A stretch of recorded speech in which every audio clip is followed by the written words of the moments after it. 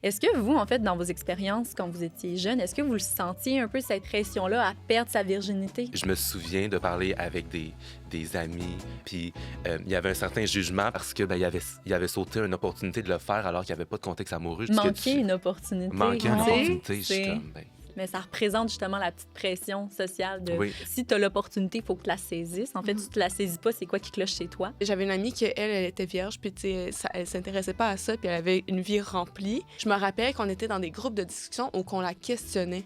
Puis maintenant, avec l'âge, je comprends que comme good for her, tu sais, qu'elle a attendu quand elle était prête elle-même. J'étais comme brainwashée à penser qu'il fallait faire ça rapidement. Oui, il y a beaucoup de personnes, en fait, qui ont l'impression que soit, mettons, ça doit être un moment, tu sais, très précieux, tu sais, qui est très chargé, ou à l'inverse, quelque chose que l'important, c'est que ce soit fait. Mais on s'est pas demandé sur ce que c'était et si l'acte en tant que tel, ça me tentait.